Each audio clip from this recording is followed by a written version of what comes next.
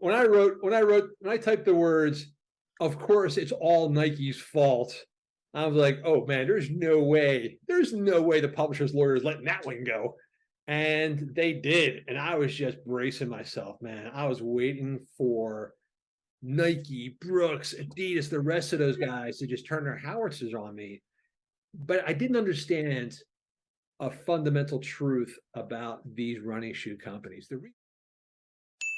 Born to Run is the best-selling running book of all time. The famous record producer Rick Rubin says it's his favorite book, and he's not a runner.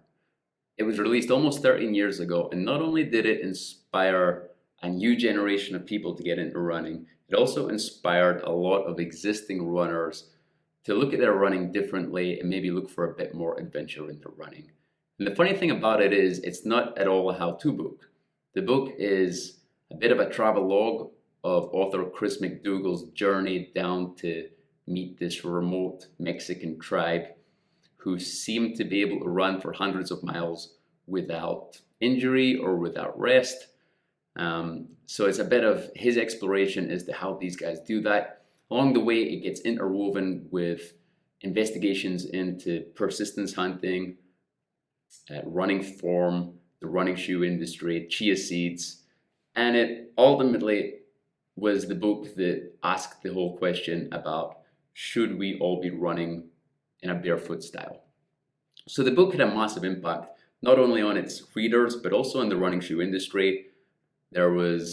You could say there was a big response from the running shoe industry that's still felt today. So we get into that because today I got the opportunity to sit down with Chris, the original author, and his coach and co-author of his new book, Eric Orton, and we got to speak about everything to do with the original book, from its inception to the journey they went on and the race they did down in the Copper Canyons, to the response to the original book, and why now they've decided to write the follow-up, which is Born to Run 2, which is the ultimate how-to guide. It's basically everything they discuss in Born to Run, they've ended up putting in more of a how-to guide.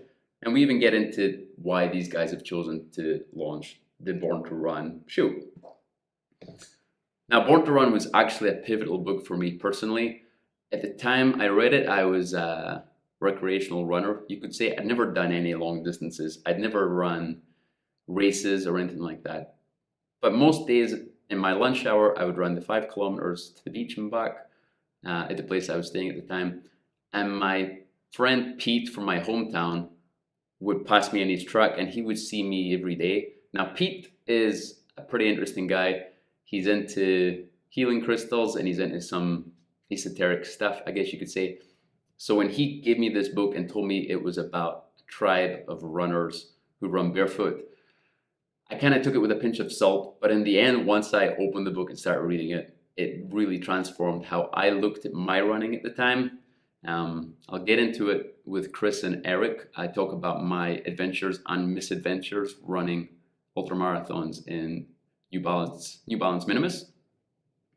And yeah, we actually kick off this conversation with me asking Chris about the origins of the first book. So here it is, my conversation with Chris and Eric. People who read the book have the same experience I had when I first got involved in the book. You know, exactly what you're describing, where something inspired you, you got excited, someone tipped you off to an idea that you were kind of skeptical about, and it led you down a path.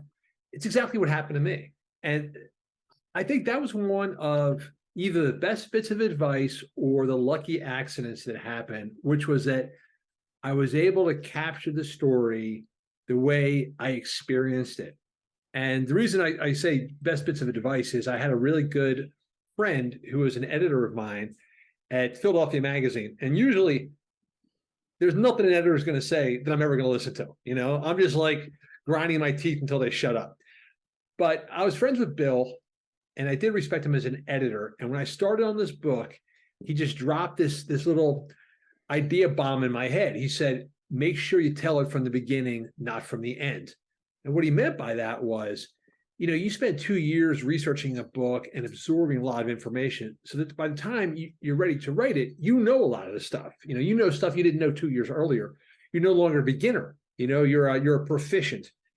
And he goes, write this from the viewpoint of a beginner. Make yourself as stupid as you were 2 years ago.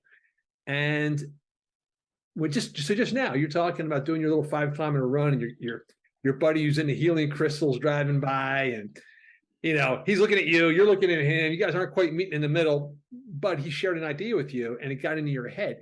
But the reason why it got into your head, I believe, is the reason why Born to Run took off and then retains its grip today. Is I think a lot of people are like that far from getting it themselves. They are the detective in The Usual Suspects who's looking at the board, and all of a sudden the pieces come together. He was already pretty close to figuring out Kaiser Soze. He just needed that one last piece of the puzzle.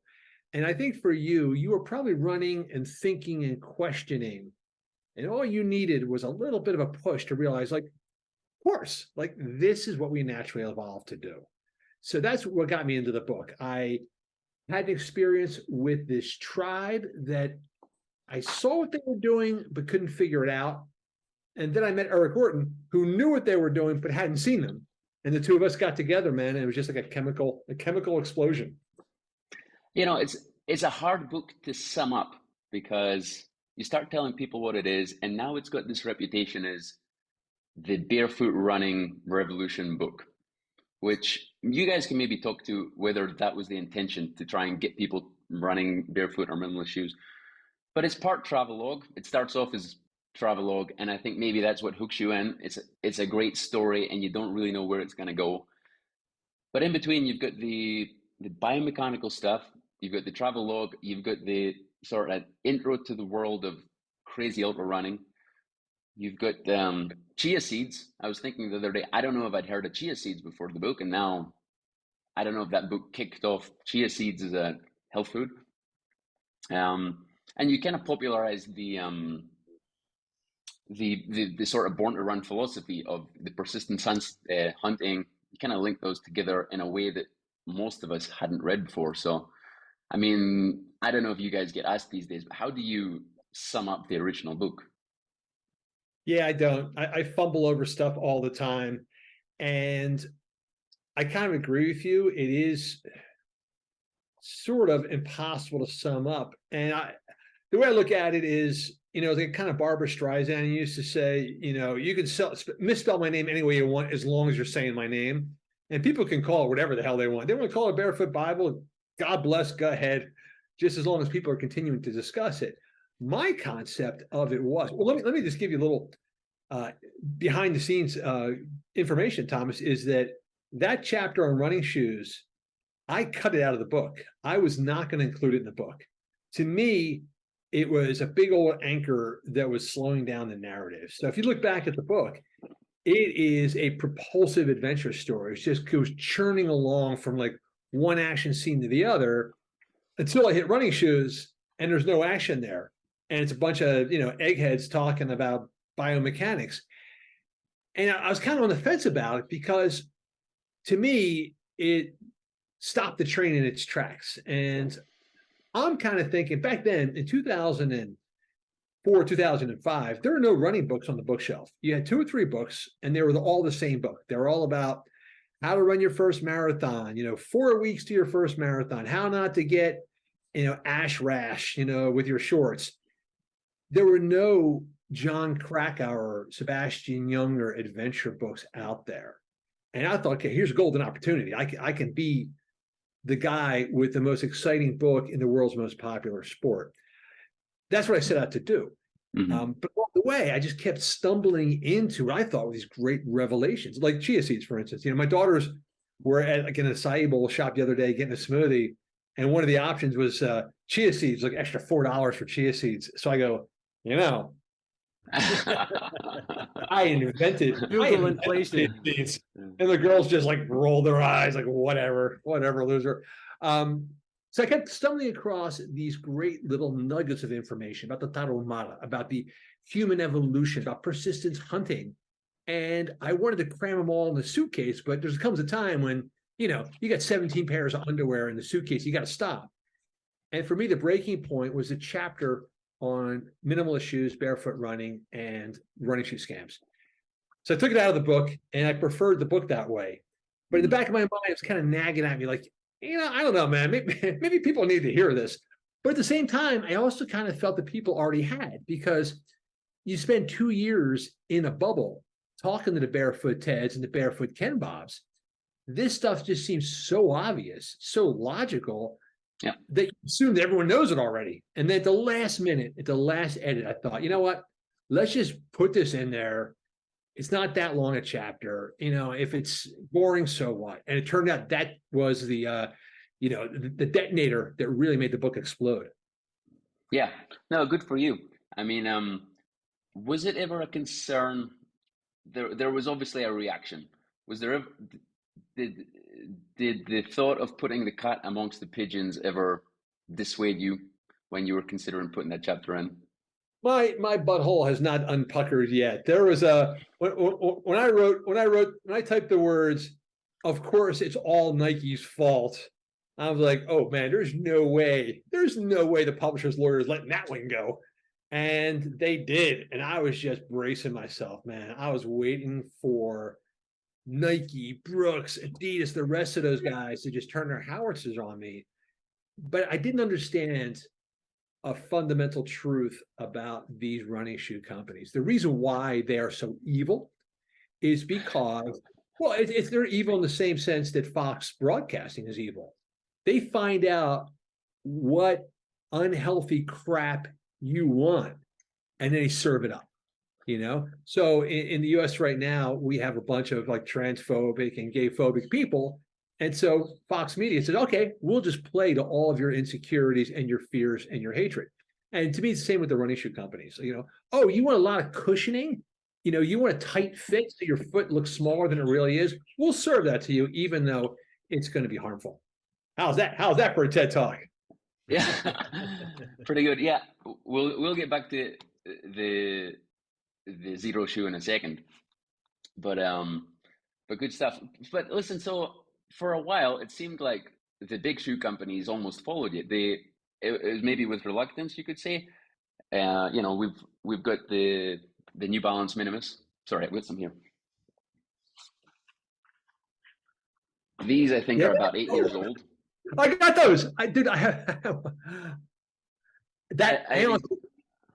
I got to go back to that the previous one, the MT00, that cellophane shoe.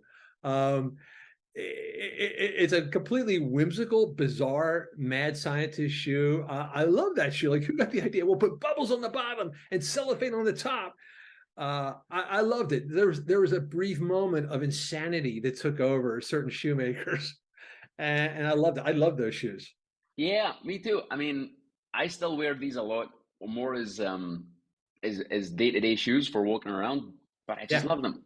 And yeah, there was a model that was called something like the High Res. It was almost like a limited run, and it was basically like a ballet shoe made out of cling film. It was something else. Yeah. It wore out pretty quickly. But so, and then I think you had the Nike Freeze that kind of went in that direction, but I think recently I don't know, you kind of see less of it. So what would you attribute that to? Would you say that was them just noticing the popularity of the minimalist movement, but then slowly, edging it out? This is one thing that I'm really curious about, because there's no way they could have pivoted that fast unless they already knew that minimalism was the way to go. I mean, the Nike Free was already out there. Nike actually had put out an advertisement, which to me is the greatest argument in favor of minimalism ever recorded. It's like a 30 or 40-second ad, and it's all quick clips of different athletes who train or compete barefoot or minimally. So you have like ballet dancers and divers and wrestlers, and you see all these people who will never put a bunch of cushioning garbage between their feet and the ground. And you realize, of course, like anybody who wants complete mastery of their body wants as little between them and the ground as possible. So Nike had done that ad. They created the Nike Free. They knew that a significant number of their top coaches were already training their athletes barefoot. And I think New Balance and Brooks and the rest of them, they all knew this stuff too. Like, I'm no genius. I didn't figure something out. If I knew it, they knew it a long time ago. And so I think what happened was they were probably already having these internal conversations and these design meetings. And all it took was a visible shift in public demand. So all of a sudden, a book comes out, hits the bestseller list, people get excited. Vibram Five Fingers come out of the shadows and suddenly dominates, goes from nothing to $500 million company. And I think that, New Balance and Merrell and Nike, they were already primed. They had designs set to go, and they unleashed them. And that was it. Yeah.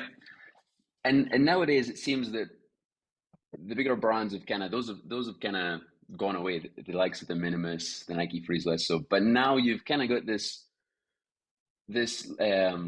group of brands off to the side, like Zero, Vivo Barefoot in the UK. Who else are we talking about? Ultra? Would you say? Would you add an Ultra? F no. F no. So it was a beautiful thing. I'll stop. I feel like I'm sucking all the air out of this conversation, but I'll just say the last you're good. So Zero and Vivo Barefoot are basically the last two giants standing. And I love Vivo Barefoot as people. I love the group. I love Galahad. I could never reconcile my feet with their performance shoes. Their style shoes are pretty good. For some reason, their performance shoes always gave me hot spots. And so I would always go on eBay to find the old Minimuses, or sometimes old Innovates. Innovate is another one. It's sort of there, but they weren't super tight for me. It's hard to find. It's very hit or miss whether they actually fit me. And then, very skeptically, I came to Zero shoes very late in the game because of Eric's insistence. And the relationship that Eric and I have is he'll tell me what to do, and I'll ignore him until I get in trouble.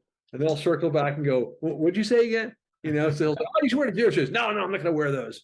No, I'm doing this or this. And then I go, oh, shit, the Minimus is too tight. What'd you say about Zero again? And so, but, Ultra is, to me, one of the tragic disappointments, because we actually coincided when Born to Run first came out, and running shoe companies and running shoe stores wanted to have nothing to do with me. They treated me like the Satan that I probably am. The only people that ever wanted to have anything to do with me was Hawk Harper and his son Golden Harper. They had a running shoe store, and they told me, dude, we're on the same wavelength. We're peeling the soles off of shoes and gluing on thin pieces of rubber to make our own minimalist shoes. And they were starting Ultra at just that moment. And everything that they believed about running shoes, to me, was like, this is the revealed truth. But unfortunately, they sold the company, and it's in other hands now. And you just watch those stacks just get thicker and thicker.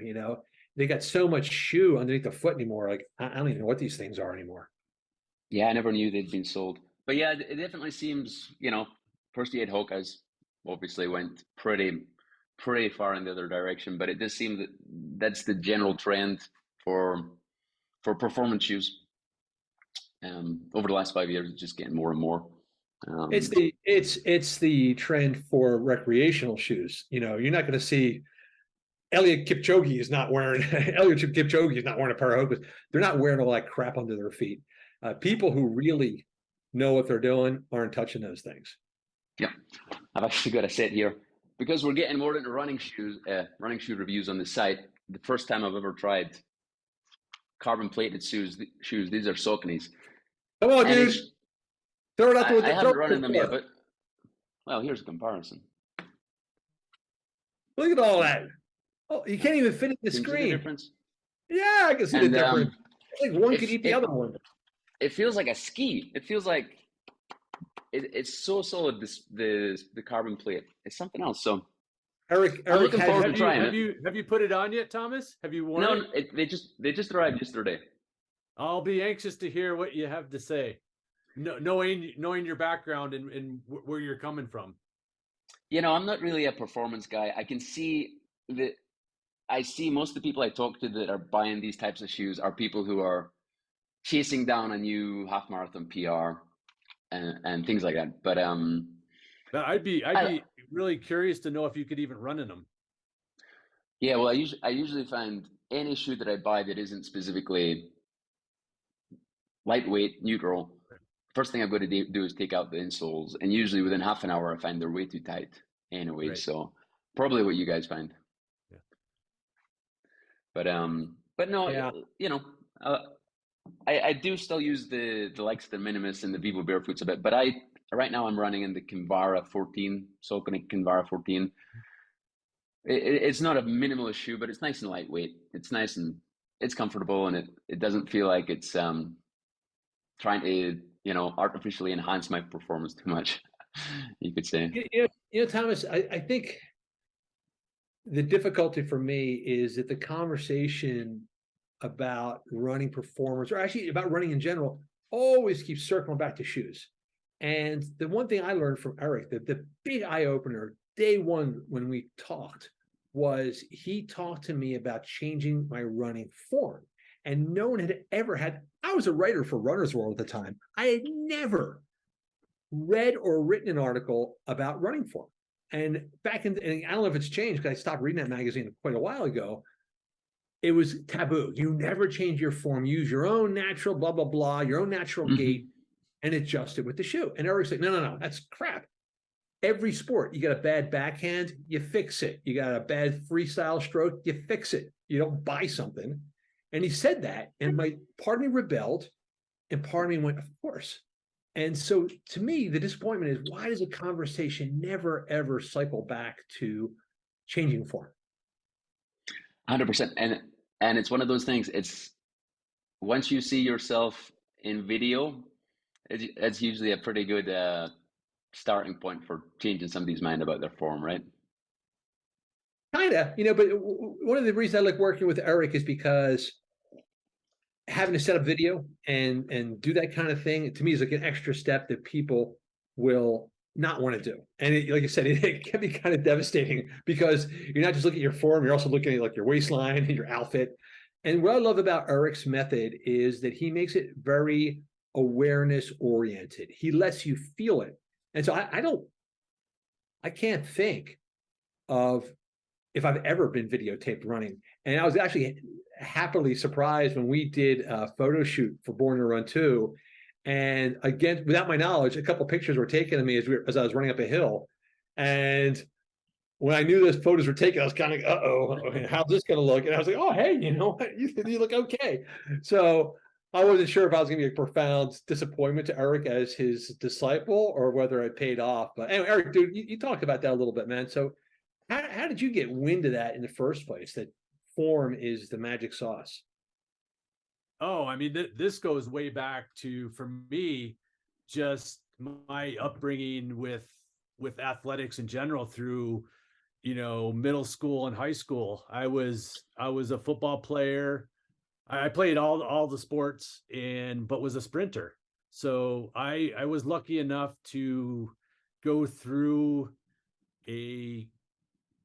I played 12 years of football. Let's see, I got to do quick math. 3, 6, 3, 5, 4, 11 years of under collegiate level football and lost 4 games. Whoa. One year we were undefeated and unscored upon. Unscored upon. Wow. Okay. And so the point being is that I was going through this system from Pee Wee, Little League, all the way up through high school. That was a system. And the first thing we learned was about fundamentals and repetition and doing things proper. I was one of the smallest guys, but talk with anybody, I was one of the hardest hitters because I understood leverage. I understood form. I understood how to use the body. And then I went to high school for sprinting, and sprinting's about hundredths of a second. So now you're really dialing into every little thing. And then when I got into the endurance world, I'm like, why is no one talking about this in endurance when we're talking about hundredths of a second in sprinting?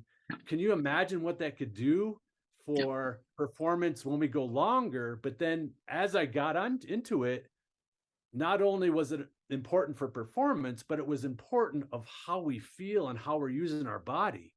That was really the aha moment. And it was the combination of training the feet in conjunction with form.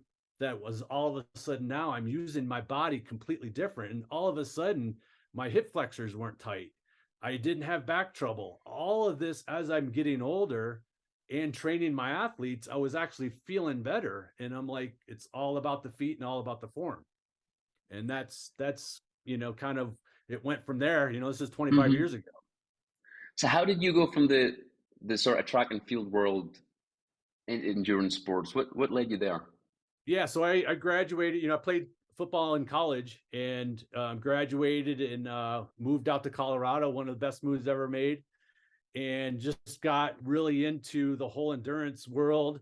I've always kind of been a team player, and I've always in the back of my mind was really interested in the solitary sports because it was just opposite what I was used to. So I got into cycling and always running and triathlon and adventure racing, and just being in Colorado just brought me to this whole new world. Like, okay, this is something that's new to me, so I can get better for a really long time, and it's something that I can continue to take my athletics, post collegiately.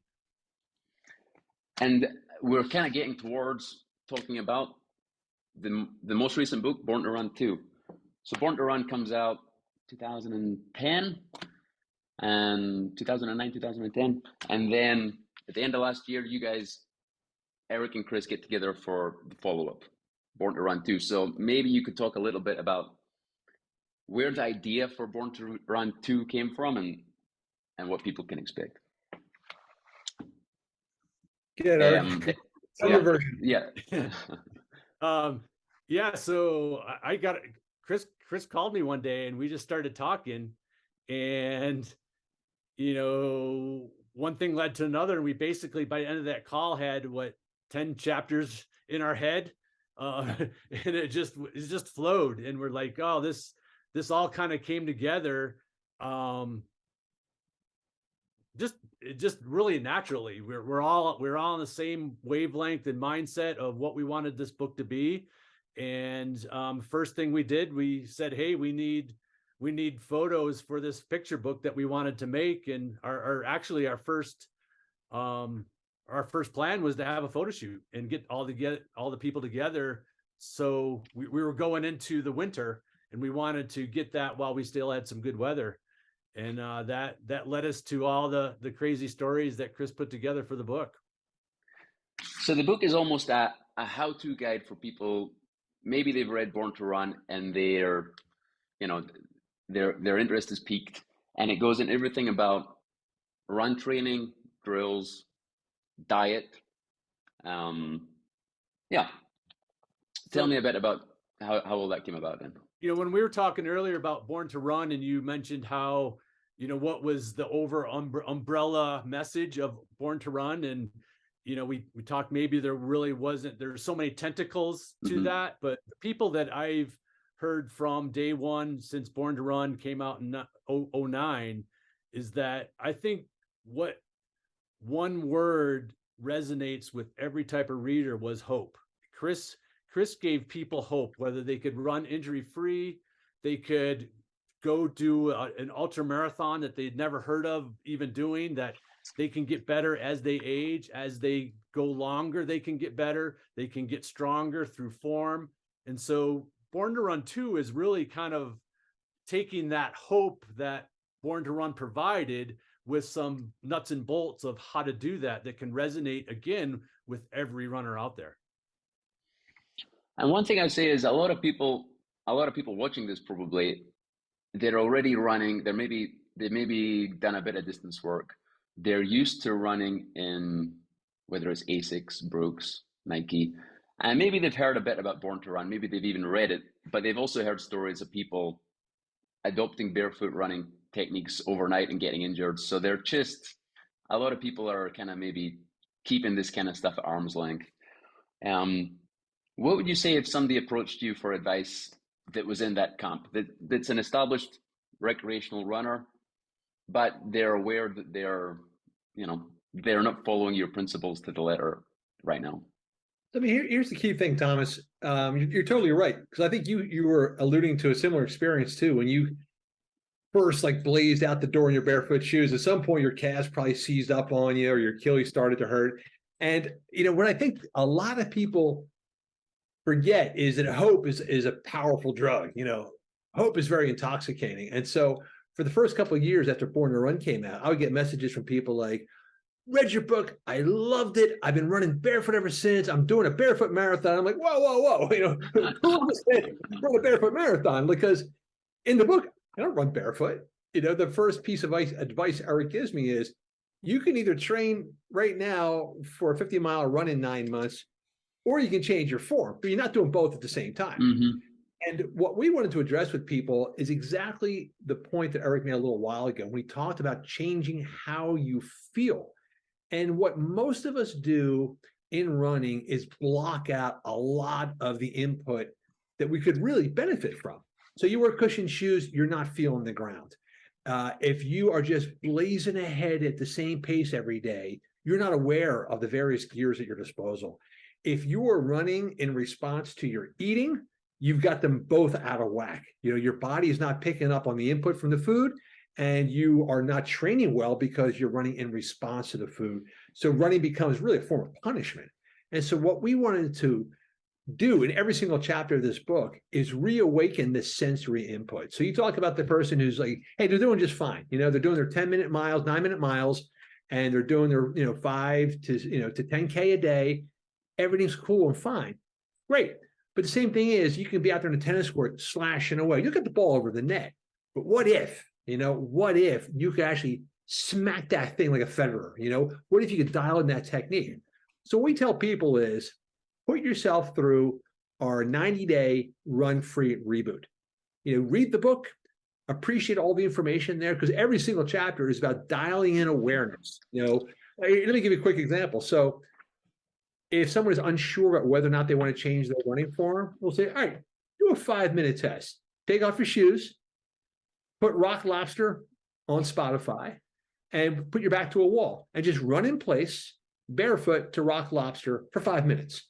See how you feel. If that feels really cool and bouncy and light and delightful, then you are probably going to want to change your running form. If for some miracle that's not for you, well, then go about your business. But what we're trying to tell people is that with very small changes, you can tap into all kinds of free energy. That's why Eric always talks about running free. And secondly, you can wake up that diagnostic panel, because everybody's got a wobble in your system. If you think you're going to get away with it, at some point it's going to catch up with you.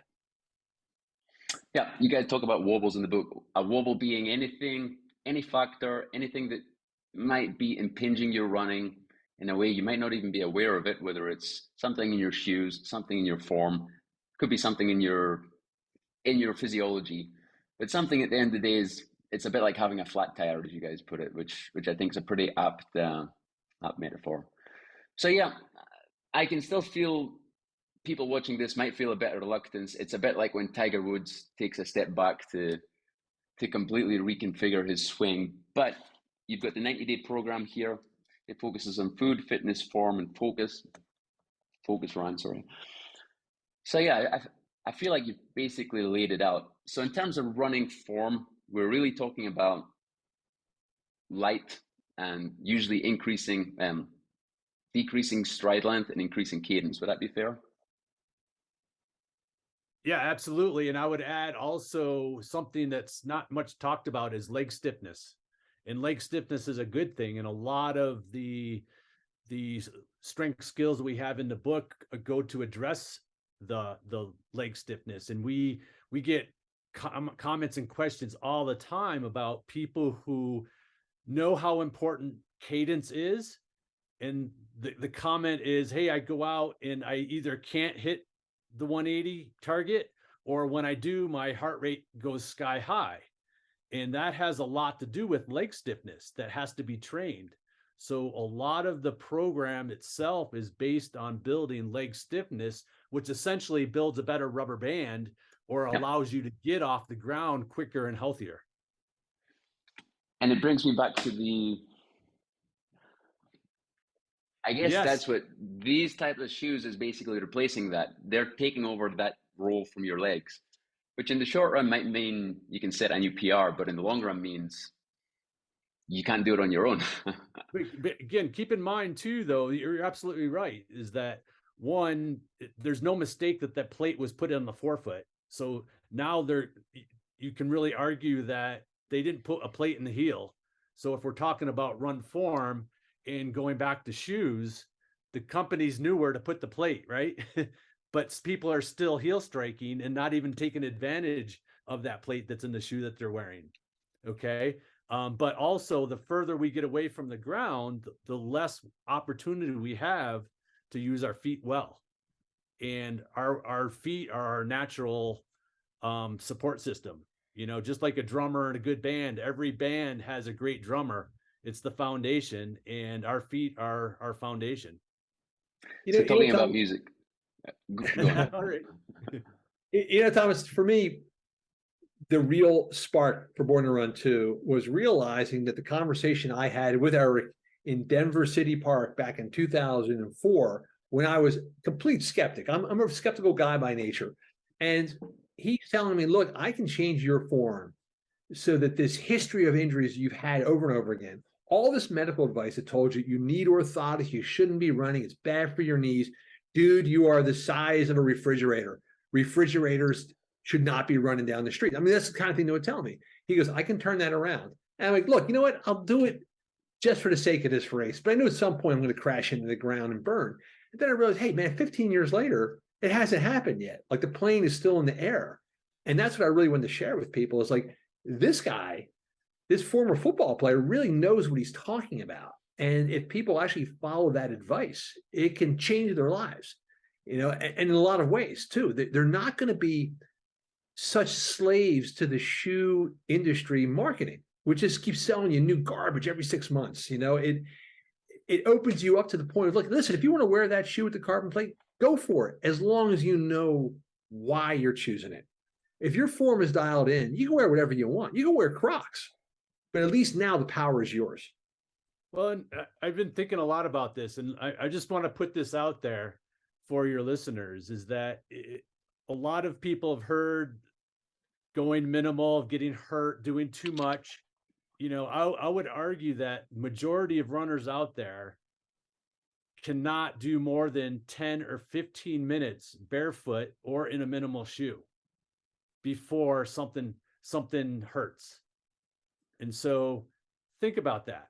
Here are people doing marathons, ultra marathons, and they can't run naturally for more than 10 to 15 minutes. And that's just a strength issue. That's a form issue. Mm-hmm. And so why would we not want to use that type of environment as a tool to get stronger, just like we use the gym or yoga or CrossFit? But ask yourself, why can't you run 10 to 15 minutes naturally without breaking down? That's true strength.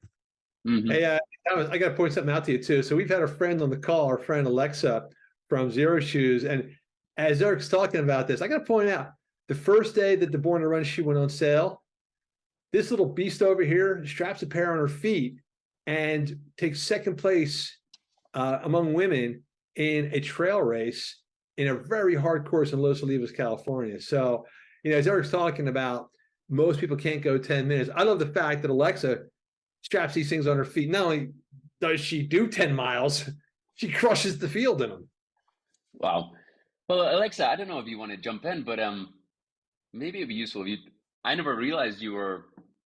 I knew you were with Zero, but I never realized you were also a Zero runner. So maybe, I am. Actually, another fun thing. My coach is Coach Eric here. So through, you know, everything with Zero, I was talking to Chris about, I'm like, yeah, you know, I've been injured a ton and like throughout specifically the past 5 years. And we were going to do this like thing where it was going to be, I was like, maybe Eric will, for like some content, give me some tips that like I could, you know, we could do some marketing. And I ended up, Chris is like, no, you should actually just talk to Eric about, you know, working together. And so we did. And because I used to do triathlons back growing up and then in college, and I found out, you know, Eric had a background in that. So he's been coaching me for a 70.3 distance triathlon, and then trail running is like my main passion because I live in Boise and we have really awesome, like a really great trail network here. So you know, I hadn't heard about Zero Shoes until around the time that they became a client. Before I worked for them, I worked for an agency that repped them. And I, immediately fell in love and started wearing the shoes and walking in them and everything. And I was skeptical about running in them because of my injury risk. But what I did was I did it really slow. And then I learned to, I realized on the trails, for me, it was more beneficial running on the trails and the more minimal style. Like I love the Mesa Trail that Francisco now has. We sent Thomas a pair of shoes. Someone named Francisco signed off for them and has them now. So Thomas's other shoes are en route, but the delivery guy called me and said, "Hey, I've just left the shoes in your garden." And I looked out my window and I said, "I don't see them." And then we both looked at the tracking thing, and somebody called Francisco had signed for them. So hopefully he's a convert. I just hope. Yeah, Francisco is Spanish for John Doe. Right. Yeah. So who knows? Yeah. So Alexa, did you make that transition from more cushioned to the minimalist style off the back of working with Zero, or were you already into the minimalist style? I actually wasn't. I had like a friend back in the day that ran in the Vivo 5 fingers. And I was like, oh, I don't think I could ever run in them. I never wore like super cushioned shoes until early on. Actually, I got into Hoka's. And I actually had a lot of knee issues and other issues. And I think that may have started my injury cycle. And then, once I started just learning more about the strength element, I was like, I knew that there could be some benefits here with strengthening the body and the feet up. It's been, I feel like it's still a work in progress, especially now, working with Eric, like he'll give me a lot of tips. But even when I started wearing the minimal shoes, I wore those for about a year before I connected with Eric. And I still, my biggest issue was overstriding. And I was even overstriding in minimal shoes. But on the trails, I guess I just didn't feel it, or I don't know. I think I just run, and if it hurts a little, I'm like, I'm fine. Cause I just feel like that's how my mindset was. But since working together, like doing these drills and stuff, we had a photo shoot. When Chris was talking about a photo shoot, we had a brief one in Colorado, and I was worried about the photos too. I was like, oh man, I wonder if it's going to reveal that I'm still overstriding. And actually I was super pumped. My form was on target for everyone, at least all the photos. I was like, all right, I am like right under my body, forefoot striking, or, looked like a good form. So I think one thing people may also, that Eric always has to remind me about, is it's not always like, there's sometimes it's like, okay, I'll do this transition over 6 weeks and I'll be good forever. And I think it's like a constant, Eric and I were talking about this earlier, a craft that you have to continue to hone, and you have to remind and like keep rewiring your brain, or at least I do. So yeah. There's an important point, Thomas. I want to jump in here for 1 second. Is that sometimes when you have this conversation, it sounds like an obligation, or this is like the greens you got to eat when you really want a piece of pizza. But actually, I find form to be super pleasurable. So, we moved to Hawaii a few years ago, and I've gotten into open water swimming. And what I find is the more I focus on form when I swim, the better it feels. If I get a really long reach and my form is dialed in, the swimming is more pleasurable. And for me, it's the same thing with running. If I'm out on a run, if I remind myself of form and I start to snap up my cadence a little bit and get a little more bounce, the run becomes more pleasurable. So for me, this is not an obligation that people have to do against their will. It's actually a real form of pleasure and joy and happiness that can really infuse their running. So one thing I really like about the book, I would describe it as a pretty holistic book in terms of, you go through the diet, you go through the running form, you go through racing. You kind of touch on a few philosophies that would be familiar to runners these days. A lot of what you're talking about with diet almost sounds Mediterranean diet, almost sounds a little bit low carb, but you don't use any of those specific labels. I quite like that. You're not subscribing to a pre-existing plan or schedule, you're kind of working up from first principles. If you guys could maybe talk a little bit about your approach to diet and maybe why things like eating a bunch of carbs just before you go for a run has a similar philosophy to your approach to running shoes, and that it might help you in the short term with your performance, but maybe it's not what you want to be doing day in, day out. The thing that Eric really opened my eyes to in everything was, don't get sucked into any kind of ideology or mindset. Instead, train yourself to understand your body's input. So, we always throw this phrase around, like, listen to your body. Well, it's just the most useless advice out there, because your body is still operating on like Stone Age software. Your body is still basically living in a cave in Eastern Africa. And meanwhile, our bodies are physically now here in the technological age. So we don't speak the same language. Your body does not really understand what happens when you push a button and food shows up at your door. So Eric's point was, rather than get immersed in an ideology, learn your body's language. And so looking at diet, for instance, there was a thing called the 2-week test. It was this created by a guy named Dr. Phil Maffetone. Very simple premise, which is remove all the processed high glycemic foods from your diet for 2 weeks. Give yourself back to a factory preset. Put your body exactly back where it would have been in the 1700s and the 1600s. And then reintroduce small amounts of modern contemporary processed food and see how you feel. If you feel better, then okay, your body can tolerate it. If you feel worse, don't eat that stuff. And that's it. That's simple. And to me, like, that is the basis of everything that Eric teaches about running form, or what kind of shoes to wear, or strengthening. Go back to the factory preset, see how your body feels, and then you're getting back on the same language basis as your body, and you can interpret those signals. So, Eric, how did you come up with that? You and I were on the same wavelength about the food right from the get-go. What informs your thinking? It's with everything that I've learned. It's always been a combination of my own experience, my athlete's experience, and research. And with the nutrition aspect itself, it was a really similar to the shoe thing, where I was back in the 90s. I was doing a lot of triathlon racing, and kind of was on the whole carbohydrate loading mantra that we were fed back then. And I was fit, but I didn't feel fit, if that makes sense. And I didn't know it at the time. And I did have some issues bonking, but I wouldn't say crazy issues. But what happened was, when I moved to Jackson and went full-time coaching, I went from working for someone else to working for myself at home. And I, at that time, really started to investigate the sugar thing, and how much sugar that I was eating that I maybe considered healthy.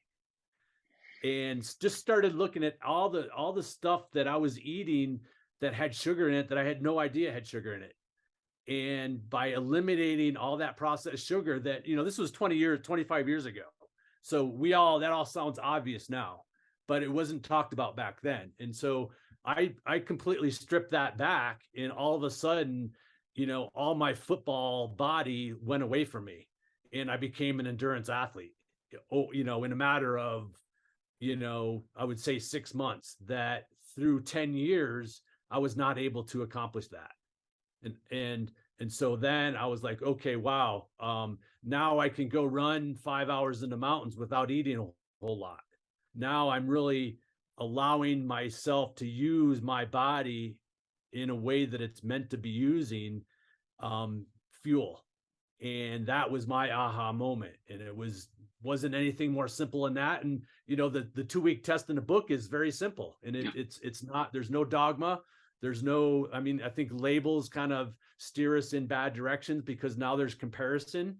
And once you have comparison, that really messes with you know, what we do from a daily basis is, oh, I'm a keto, so I have to do this. Well, that caveman's laughing at us right now, you know, with all these labels. Yeah, no, 100% agreed. I mean, you say this stuff is obvious, but I think often it's good to touch on it in places like this, because so many people get into the habit of, I'm going for a run, therefore I want to perform, therefore 30 minutes before I'm going to have my bagel, tailwind, pre-workout, whatever it might be. Sounds great, but when you zoom out, it's quite similar actually to the shoes. You ended up using these things as a crutch to get a short-term result, but long-term, once you take it away, your body's kind of struggling without it. It almost reminds me, I don't know if you guys have heard of something called the Lindy effect. Is that ringing any bells? Lindy? Lindy. I don't think so. Do you? Yeah, no. So the Lindy effect is this thing. It was actually first discovered in a restaurant called Lindy in New York. And I believe it was actors on Broadway would sit around in this restaurant after their performances, and they started to realize that every play, you could estimate how long a play was going to be around based on the amount of time it had already been around. So if a play like Phantom of the Opera had been on the go for 20 years, there's a pretty good chance it's still going to be around 20 years from now.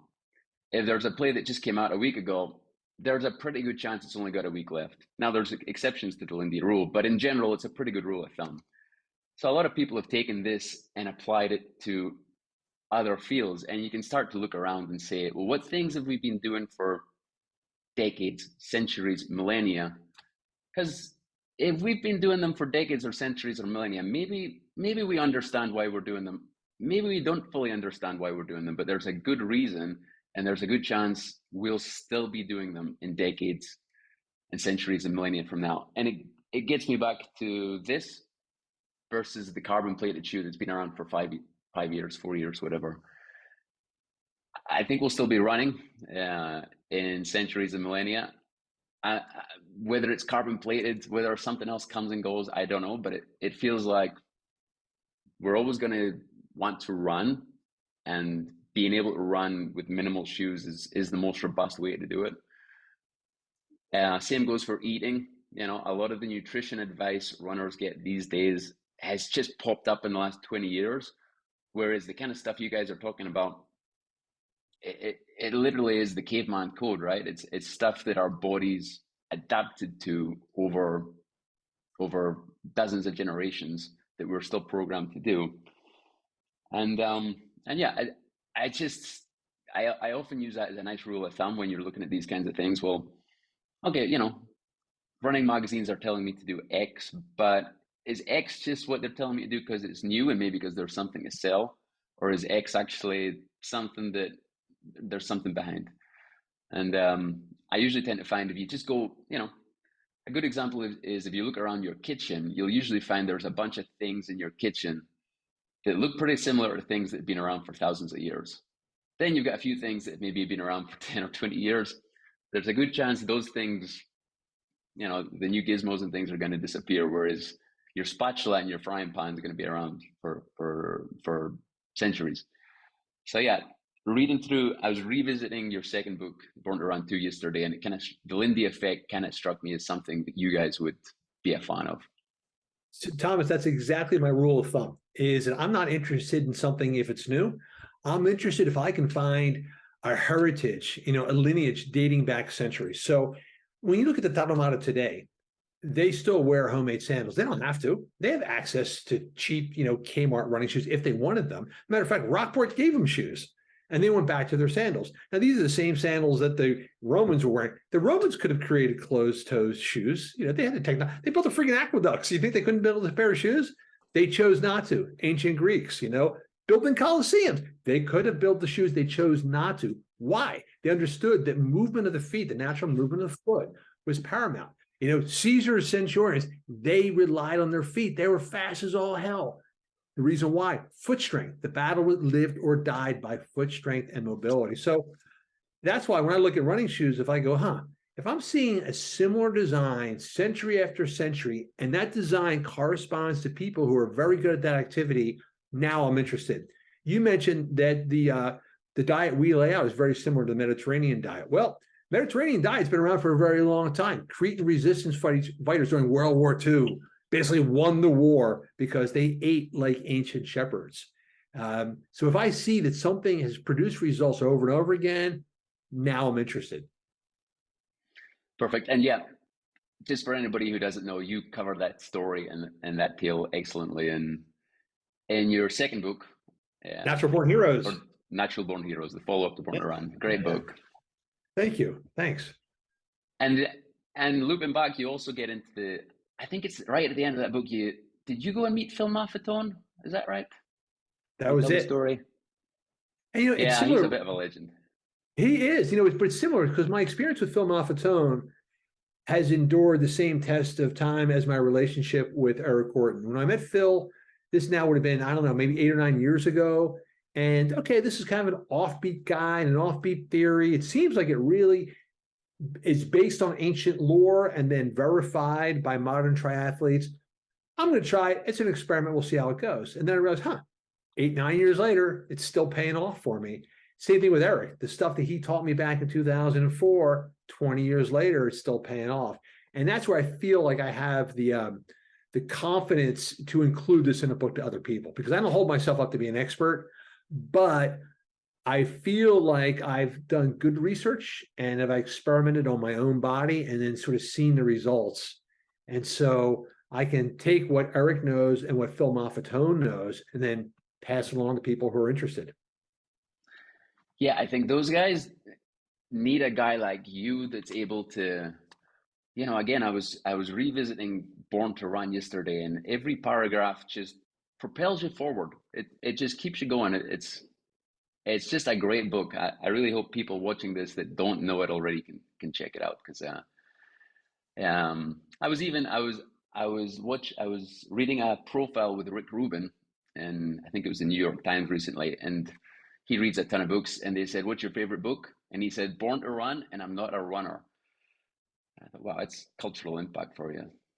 You know, it's funny, Thomas, we were just at the Born to Run extravaganza. So one of the guys who was down in the Copper Canyon with Luis Escobar, guy who took that great picture on the cover, he has put on this crazy old Burning Man running festival. Now, Alexa got to go for the first time. So she met Barefoot Ted and she met Luis Escobar and a bunch of the other, and now she knows me and Eric. So she actually got to see like the core of the adventure firsthand. What do you think, Alexa? Did it kind of live up to your expectations? Yeah, I was telling Eric this. I feel like I'm looking forward to going next year. And it's like after you go on a vacation and you come back and you're sort of bummed that you have to go to real life. It was just so fun. The people that they had just announcing activities throughout the day, like there wasn't really downtime. And they had these guys that were sort of emceeing the entire event. I don't even remember their names, but they were hilarious. I'm watching, like, photos are out now, and like Eric has some awesome There's videos. a great new video out now. Yeah. Like Eric's doing like a movie about it. And it's hilarious, and yeah, it brings a smile to my face. But also, like, trying to explain it to people, it is hard. People are like, I don't understand what you're talking about, what you did in the woods in the middle of California. But just gotta go. The cool part for me was I do love it.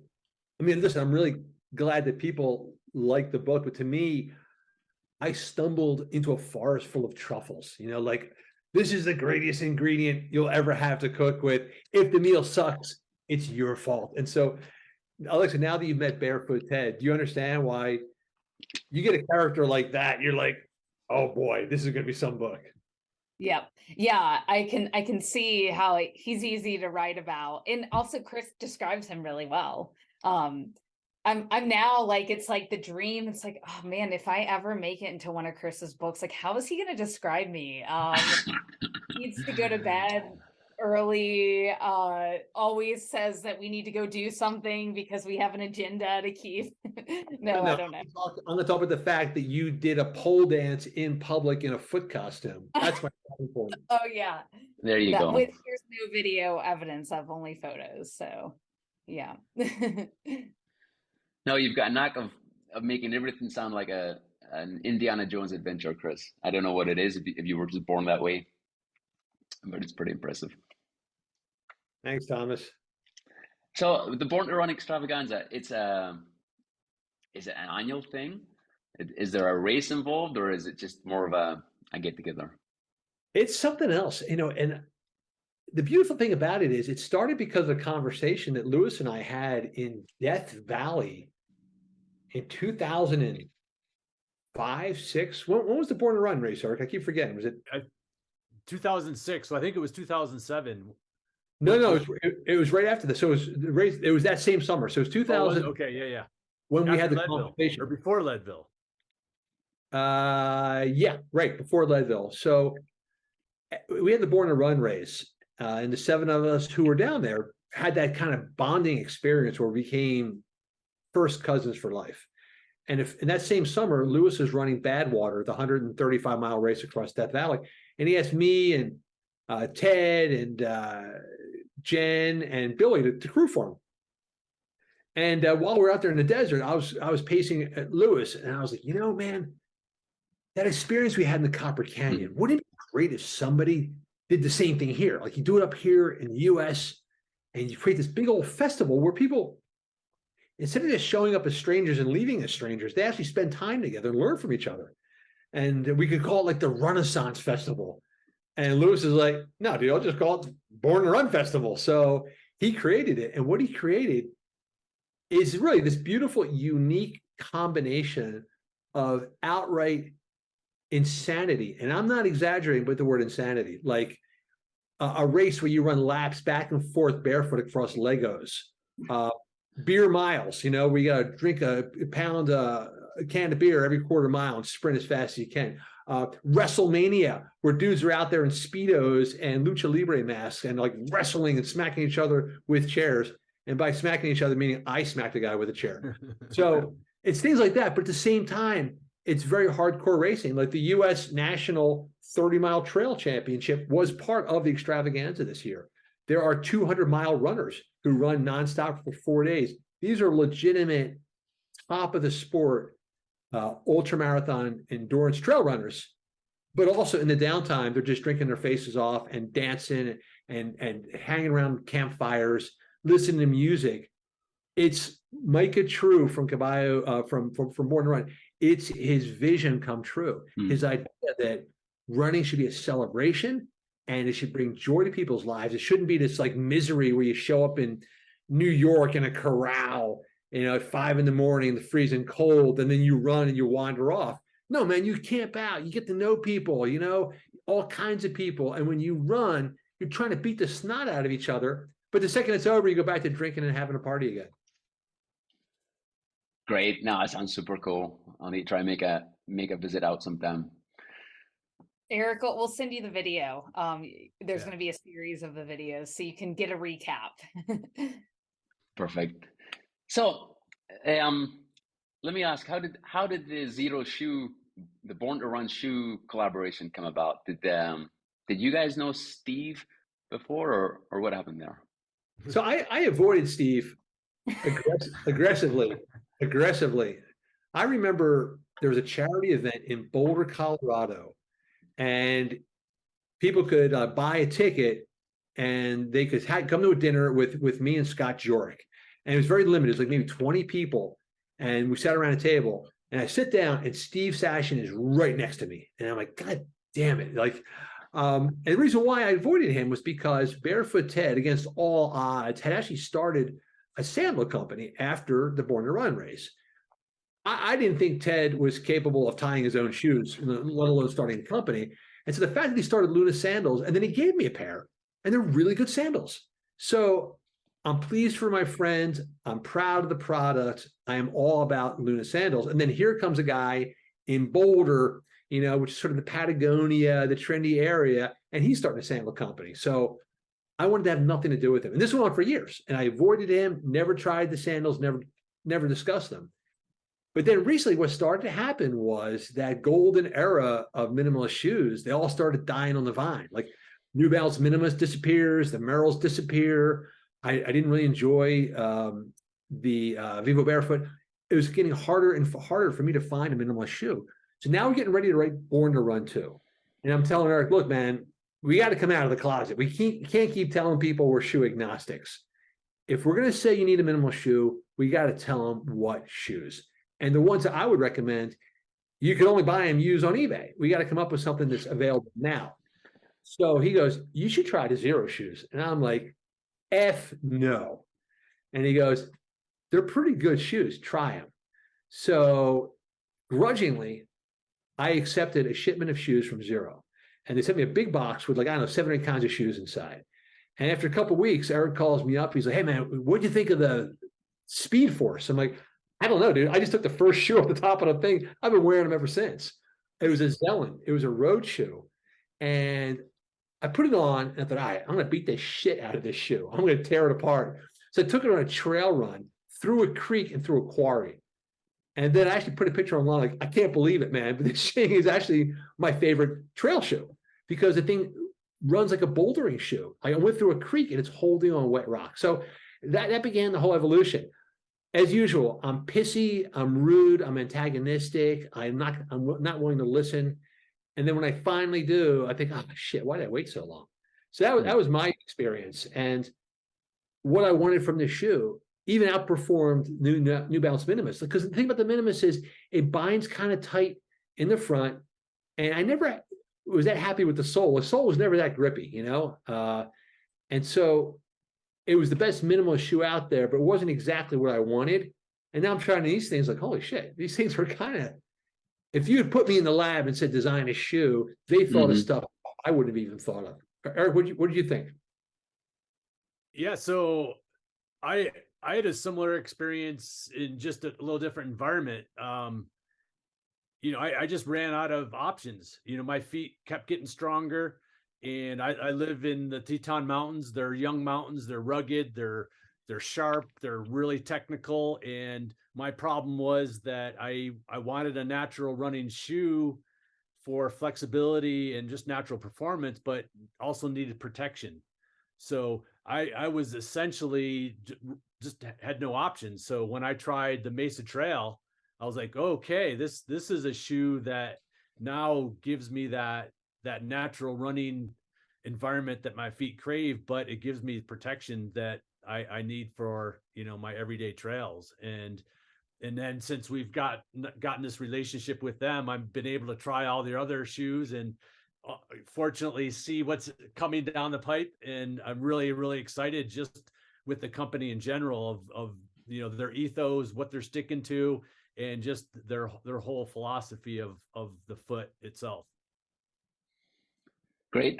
I can't wait to try my pair once they turn up. So you guys have collaborated. So now there's the official Zero Born to Run Zelen, which is the road shoe, right? And the trail shoe is the Mesa Trail. Mesa Trail. That's right the Mesa Trail. I think that's the one I sent you. Yep. Yeah. Let me see if I can make you. There you go. Look at that. Isn't that a pretty shoe? Hey, Eric, show the toe box. Uh-oh, Eric got muted somehow. Oh, that might have been me. There we go. Yeah, so there's the toe box. And what's so impressive is not only does this now have really nice protection, but 5,000-mile warranty on this outsole. So yeah, I was like on the sole. Make sure you say the sole part. Yeah. But it's just a beautifully made shoe. And it looks rugged for such a minimal shoe. I mean, and look at. Yeah. But you know, that's what it did it for me, is that now there's the flexibility my feet want, but rocks don't hurt anymore. You know, it's funny. That's what's unique. I'm just like you too. My first impulse is rip the insole out of any shoe I get. Zero is the first one where I should leave the insole in. It is sized so appropriately that I don't need to rip the insole out in order to get a good fit. Yeah, I've got a stack of insoles in my garage like this big. And we've got one story. Sorry, one story from the Born to Run extravaganza last weekend. So one of the 4-day runners, he had put in 100 miles and went back to his tent full of blisters on his feet. He went to cut up his existing shoes to figure out how he could cut them up so his feet wouldn't hurt anymore to keep running. Mm-hmm. And he walked past the Zero Shoe booth, bought a new pair of these during the race, and completed 20 more miles. Yeah. Wow. Ran 100 There you go. miles. Yeah, that's crazy. I love the baller move of that too. It's like, people tell you don't change things before the race. He changed things mid-race. Right. Yeah. Yeah, it's good going. Yeah, no, I got into the minimalist shoes, but I was going out for an hour at a time, something like that. And then I signed up for a 250-kilometer multi-day marathon in Madagascar, self-supported. So you're carrying all your own stuff. And I thought, wouldn't it be cool to do this in the minimal shoes? And it was a bit too early in my minimal shoe career. The first couple of days were great, but I think just the multi-day aspect, which I hadn't trained for, meant my form just, all that lightness kind of disappeared after 3 or 4 days. And I started to get back into pounding. So I would caveat that's what that goes was my back to what we experience were of going talking. too hard with the minimalist shoes. Yeah, I think that's what gets us all in trouble. It's not an all or nothing from my perspective, and from the athletes I see, like we talked earlier, most runners aren't conditioned to be able to run in these shoes for very long. So work on both ends. Use them to develop your natural running ability and propel your ability in this type of shoe to improve your overall natural running ability that will serve you well in whatever type of running you want to do. And through time, you're going to start spending more and more time in it and less time in the others. And they kind of come meet in the middle. And then you pick and choose your spots for, doing a stage race is kind of the outlier, right? And we can't train for that distance, right? We train, we don't go out and run 100 miles every day for a 100-mile race because it just doesn't make sense. So we're not able to condition our feet for that distance all the time. So therefore you might need a bigger, better platform for those longer distances until you're ready for it. And so again, don't see it as an all or nothing approach. And Chris is just sitting there cringing. Thomas, it's a good thing. It's a good thing that Eric and I collaborated, because I'm the convert who will not see any middle ground. So it's so important to run too. We don't actually recommend the Zero shoes as the transition shoe for people. We recommend the Ultra Escalante Racer, and what's the other one? The Superior, right, for the trail shoe. Yeah. And I'm telling Eric, no, it's too much shoe. It's too much shoe. It's too bulky. And Eric's like, dude, get off your freaking soapbox. For a lot of people, that is a radical shift. But I become I feel like a reformed alcoholic. Like one taste of alcohol is all I need in order for my form to go to shit. Like if I had too much cushioning, my form will fall apart. And so that's why ultimately in any kind of conversation, I'll argue, and then I'll just defer to whatever Eric says, because he knows, and I just argue, but he actually knows what he's talking about. But to your point, yeah, some people need a little bit more of a platform underneath them, whereas I feel like you got to go extreme, or what's the point? No, that was definitely my approach back in Madagascar, but it was a hard week, and I think I learned my lesson. Well, and to give specific anecdotes to that, one of my longtime athletes did that same race, and most of her training was done in a minimal shoe, but she raced in a Kinevara, the shoe you have. Exactly. So that's basically my approach now for these races. We're building all this strength all along. What she's doing most of the time was what was important, and then she picked the best tool for that specific job. Exactly. While I've got you, I want to ask about socks. It's something I get asked about when I talk about minimalist shoes. Do you guys run with socks? Are they super thin socks? Do you wear the Injinjis? What's your approach? I'm definitely a sock guy. I have very narrow feet, and I need any volumes taking up space as possible. But I definitely do a very thin sock, so I feel my feet in the shoe. But with my low volume feet, I always just get abrasions, and I'm just not patient with kind of going through that rub the skin off the feet process. And I live in an environment that is very dirty and very cold. How about you, Alexa? Are you a sock gal? Definitely, yeah. And I think also being like Jackson is a really dry. I wonder if also the air being dry, also it's wicking the sweat away. So I mean, it's good because your socks aren't like sweaty, but you can get like friction easier, I think. But I'm definitely a sock person. In the winter, I have to wear really thick socks because my fingers and my toes get numb really easily. So the shoes I wear in the winter are even a half size bigger to account for a thicker sock. And I have had to wear like toe warmers in the winter. But yeah, I just like can't get circulation to my feet. But like Eric, I have narrow feet, and I do like a good sock that's actually also something I like is like a crew length. So about right going up to my soleus, because I like to have the bright colors there.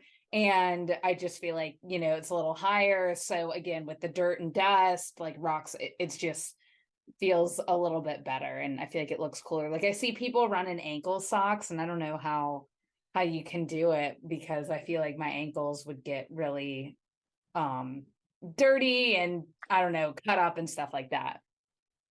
Okay, Thomas, I think you and I are on the same team. What's your predilection for socks? No, I don't actually. I don't think we are, because I wear basically the most minimalist socks I can find, which are the Injinjis, the toe socks. And I like the toe socks because they kind of lean into the sort of barefoot feel. You really feel everything that's going on.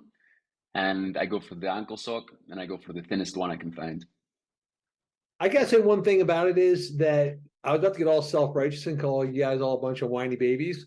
And Eric's been trotting out this narrow foot excuse now for years. But I also realized you guys are all way better runners than I am. So here's the thing.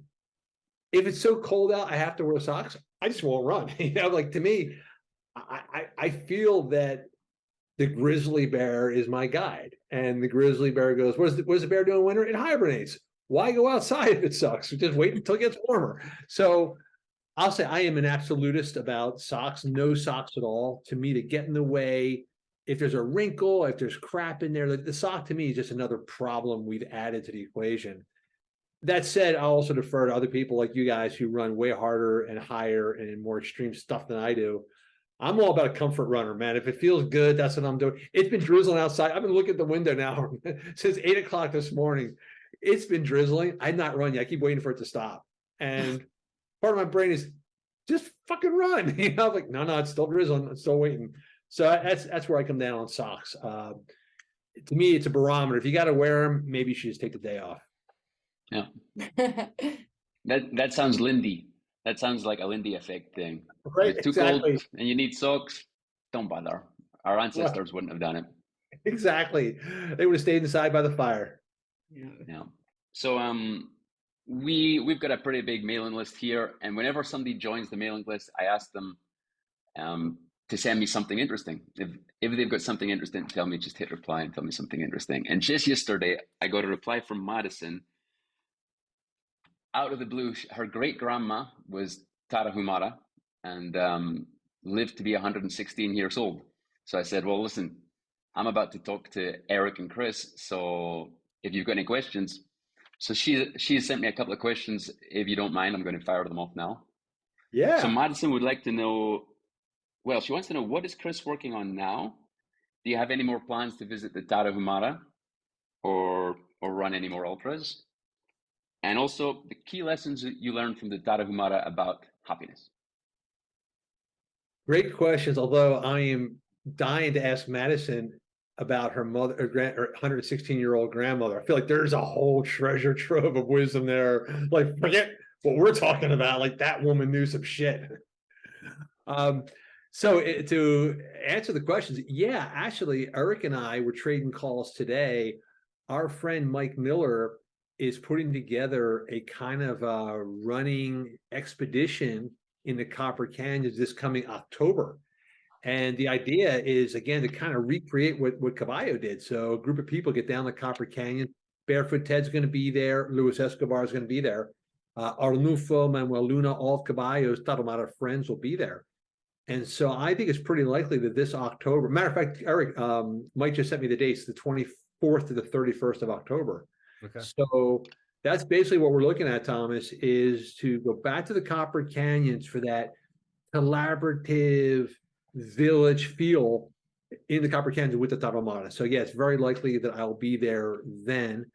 What I'm working on now is kind of completely the opposite, but it's similar in the same way. I'm actually working on a book about body surfing. You know, when I came to Hawaii, I'm watching these dudes, men and women, who are just carving up these waves and just doing insane stuff, like these 100-meter long rides, just balanced on one hand on a wave. I've been trying to learn how to do that and just getting my ass handed to me. So the fact that I can't do it, to me, means there's something here. Like there is an art there that not everybody can pick up. So I'm trying to tie in. So again, the same ancient relationship with the water. And then what did the Tarahumara teach me about happiness? Well, again, there's nothing new to be learned in this universe, is there? Why are the Tarahumara living in a society that is non-materialistic, where it's based on movement and communal living and health? Well, the same reason why when I lived in Pennsylvania, my Amish neighbors, they were not materialistic. They were about the family, about movement, about think global, eat local. You know, it's when we start to prize ourselves and our possessions over everything else. That's, you know, basically it. You know, money is the root of all evil. There it is, you know, 10,000-year-old wisdom. So Madison, I bet you your grandmother could have said the same thing. She would have said, Madison, put your phone down, go for a walk with your grandmother, go make some nice greens in the kitchen, and I guarantee you, you'll feel better tonight when you go to bed. That's exactly what Madison's grandmother would have said. Yeah, I think you're right there. I think she'll be happy with that answer. Yeah. Yeah. Eric, you got anything that should kick in there for Madison?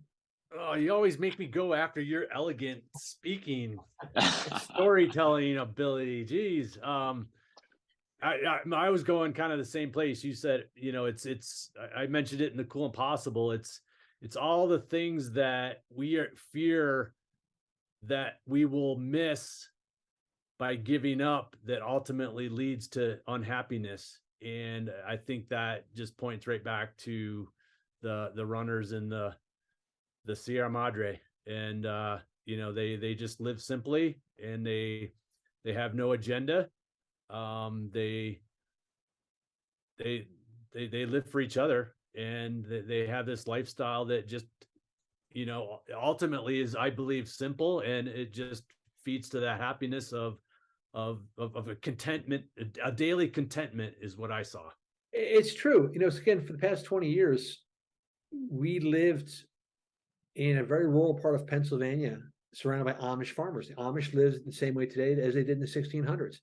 And at first, when you get to know them, at first blush, hey, they're wearing these long black trousers and long dresses and head coverings, and they seem very austere.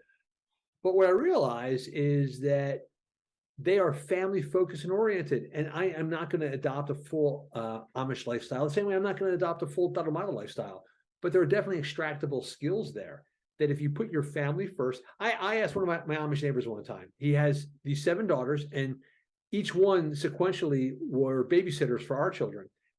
Terrific girls, but each one was just as great as the other one. So I said to their dad, Wes, I go, dude, what's the secret? I'm raising 2 girls. How do I make my kids grow up like yours? And he goes, I think it's because we have dinner together every night. And like, that's all you got, Wes? Like, that's it? All you got is dinner? But when I reflected on it, to me, it made a lot of sense. You sit down, you spend time together, you share food, you get to know each other. Little things like that ultimately are really the path forward. Yeah, it's the grandmother effect. It's things that your grandmother knew intuitively. She didn't have to explain why, but she would tell you to do it. Yeah. And we get so detached from that stuff sometimes. We're going to call that the Madison effect from now on. Right. There you go. She'll be happy. I'd be curious if you wanted to have your viewers try the 5-minute rock lobster exercise. You know, that'd be kind of a fun thing. We can share a video with you, but that would be the kind of thing where we tell people, hey, listen, try this for 5 minutes. See what you think. You know, does this work for you? What's your reaction to it? I'm up for it. If you've got a video, I could put that at the top of the next newsletter. You know, it might even help if we don't put too much context, too much words. Just say, give it a go. Yeah. Yeah. Well, it's its own coach. Yeah, that was kind of the whole concept is you don't need to have anything explained. Here's the song, here's your wall, go to it. So what do you guys use that as a sort of warm up to prompt the body, or are you using it as a diagnostic tool to look for, you know, form issues?